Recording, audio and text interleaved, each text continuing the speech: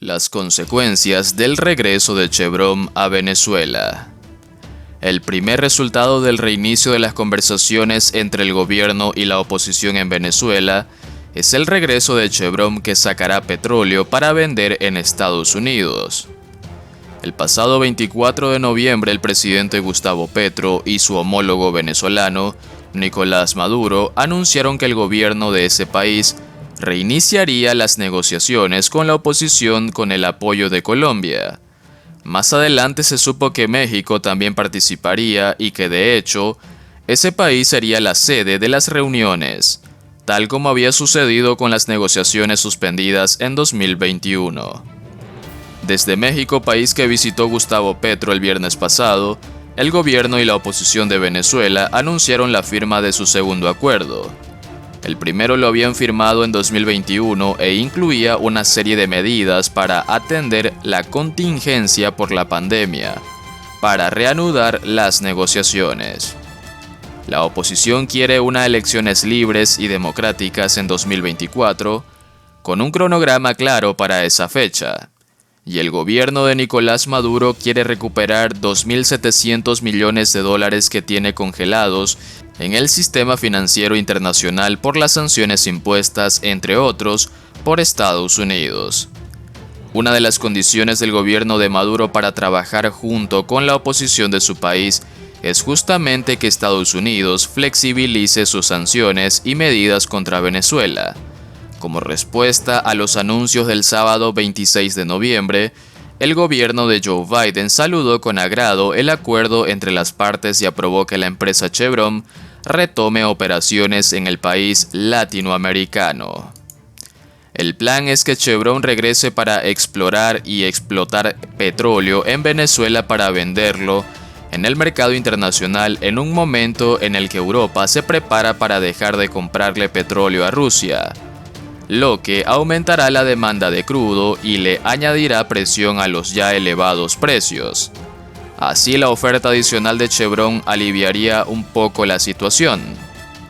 Gregorio Gandini, profesor y analista de Gandini Analysis, explica que el proceso tomará de 3 a 6 meses, pero hay que ver en el esquema mundial si eso tendrá un impacto significativo en los precios del petróleo. Y agregó que es una señal importante de reactivar a Venezuela como una posible fuente de petróleo para cubrir en algo lo que Rusia deja de proveer al mercado. En la otra orilla está Colombia, que promovió la reactivación de los diálogos entre el gobierno y la oposición de Venezuela, que a su vez aceleraron el regreso de Chevron a ese país. Una tercera parte de las exportaciones colombianas se deben al petróleo y algunos de sus derivados. En momentos de precios altos se reciben más dólares y el gobierno tiene más ingresos para pagar deudas y cerrar déficits, para ahorrar para las vacas flacas como indica la regla fiscal y para invertir a largo plazo o en programas sociales. En otras temporadas de precios altos, el país ha incentivado el aumento de la producción petrolera, pero este gobierno más bien ha mandado la señal contraria. No se firman nuevos contratos de exploración y explotación de hidrocarburos y no se aumenta la producción para aprovechar la coyuntura económica, por lo que, más bien en la región podría ser Venezuela la que aproveche las vacas gordas del petróleo.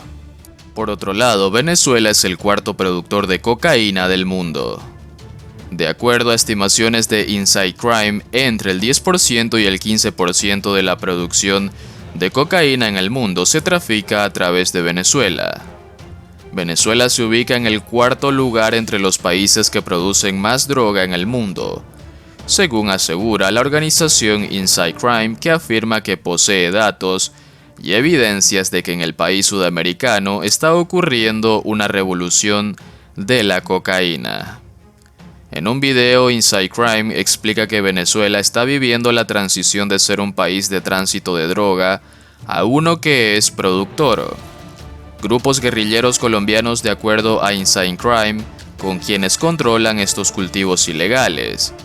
Agrega que la guerrilla colombiana está replicando en Venezuela la misma estructura que manejó en Colombia desde hace décadas. A partir de 2016 empieza el éxodo de venezolanos hacia Colombia. Algunas de estas personas no tenían el propósito de salir definitivamente de Venezuela, sino que lo que querían era ubicar trabajos en la frontera. Se trata de personas de bajos estratos sociales.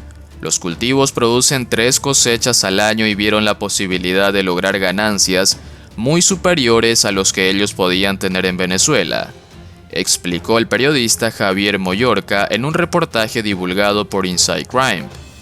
En la investigación fueron descubiertas plantaciones de droga a nivel industrial en 3 estados venezolanos ubicados en la frontera con Colombia. Asimismo, Inside Crime tiene información de la existencia de plantaciones en otros 2 estados del país, aunque esta no ha podido ser verificadas. Encontramos que la guerrilla colombiana ha replicado en Venezuela la misma infraestructura de cocaína que durante décadas perfeccionaron en Colombia. Descubrimos plantaciones de coca a nivel industrial en 3 estados ubicados en la frontera, además de otros 2 estados que no hemos podido verificar. También tenemos reportes de primera mano de laboratorios de producción de coca y de aeropuertos clandestinos, dijo el director ejecutivo de Inside Crime, Jeremy McDermott. Según esta institución para los grupos delictivos, Venezuela representa la oportunidad de emplear mano de obra barata y es un lugar donde pueden operar impunemente por la ausencia y complicidad del Estado. Mucho antes de que se comenzara a producir coca en Venezuela, ya el país contaba con una infraestructura para el transporte y exportación de droga producida en otros países. De acuerdo a estimaciones manejadas por Inside Crime, entre el 10 y el 15% de la producción de cocaína en el mundo se trafica a través de Venezuela, y estas actividades son respaldadas y protegidas por funcionarios de todo tipo. El cártel de los soles no es propiamente un cártel, no controla precios, no controla producción. Es básicamente un conglomerado de grupos de interés cercanos al poder en Venezuela, que manejan rutas de droga, básicamente de cocaína, indicó McDermott. Las redes de narcotráfico en Venezuela están conformadas por personal de las fuerzas militares y de seguridad. Las investigaciones de Inside Crime confirman cómo los militares transportan la droga en vehículos oficiales o aceptan sobornos para que los traficantes puedan saltarse los controles en el espacio aéreo o marítimo.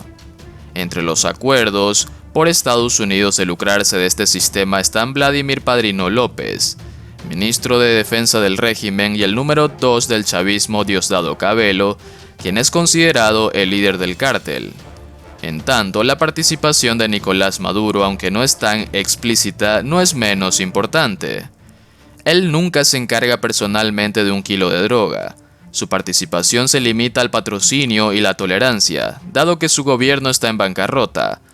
Maduro no puede asegurar la lealtad de los oficialistas a través del desembolso de fondos estatales, así que ubica a estos partidarios del régimen en puestos militares o políticas estratégicos a lo largo de la frontera con Colombia, donde pueden extraer renta criminales.